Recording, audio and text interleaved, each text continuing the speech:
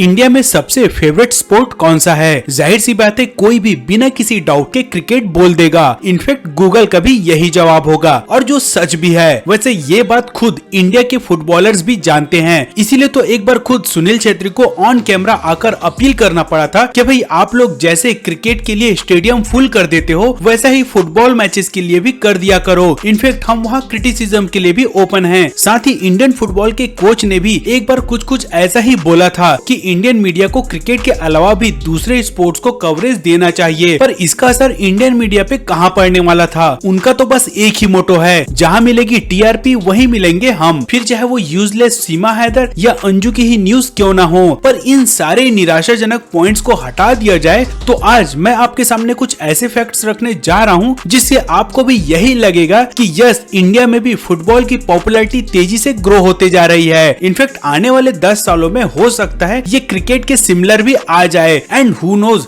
सरपास भी कर जाए। तो आज का ये वीडियो बहुत ही इंटरेस्टिंग होने वाला है दोस्तों। चैनल में नए हो तो भाई बिना किसी देरी के पहले सब्सक्राइब कर लें।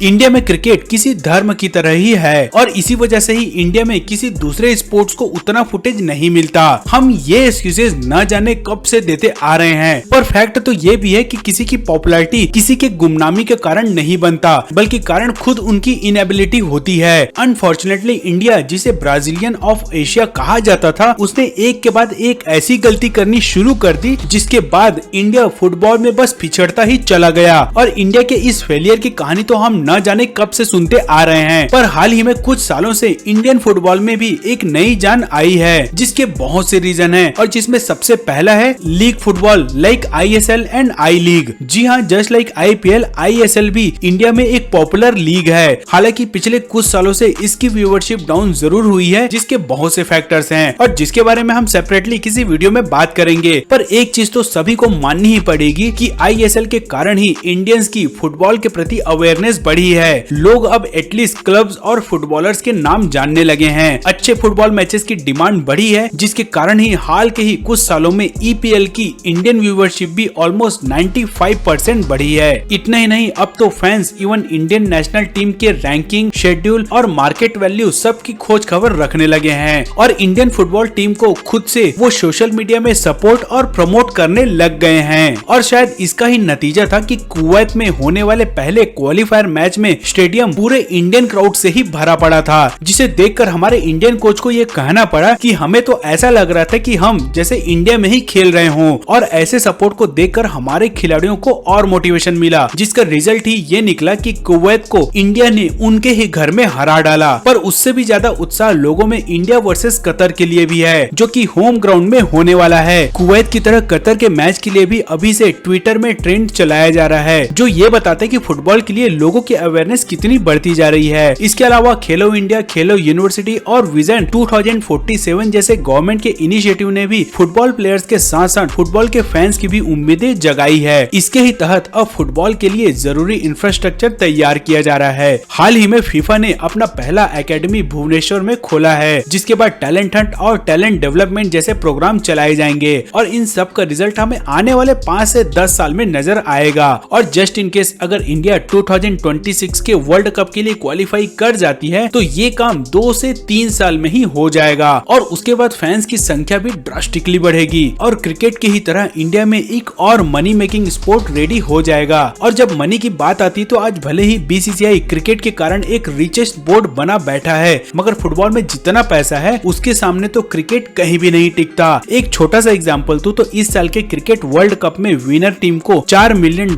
मिलने वाला है, जबकि कतर वर्ल्ड कप में विनर टीम को $40 मिलियन मिला था और जो टीम इसमें सबसे लास्ट आई थी उसे भी $9 मिलियन मिला था। तो इससे आप दोनों के बीच का अंतर समझ सकते हो। वैसे दोनों में डिफरेंस बताने का मकसद ये नहीं है कि मैं चाहता हूँ कि क्रिकेट नीचे जाए और फुटबॉल ऊपर। एक्चुअली मैं तो चाहता हूँ कि इंडिया दोनों या फिर कहें जितने भी पॉपुलर स्पोर्ट्स है उसमें आगे ही रहे। ऑस्ट्रेलिया, नेदरलैंड्स, चाइना, USA जैसे बहुत से ऐसे कंट्रीज हैं जो ऑलमोस्ट हर स्पोर्ट्स में आगे ही रहते हैं, तो हम केवल क्रिकेट में बस आगे क्यों रहें। तो ये था दोस्तों एक छोटा सा एनालिसिस इंडियन फुटबॉल के ऊपर। आपका क्या कहना है इस पे? क्या वाकई इंडियन फुटबॉल ग्रो कर रही है या ये आगे चलकर वापस से ड्रॉप हो जाएगी? अपने जवाब आप हमें कमेंट बॉक्स पर दे सकते हैं। तो आज के लिए बस इतने दोस्तों, मिलते हैं जल्द ही अगले वीडियो में। तब तक के लिए tata, bye bye and take care.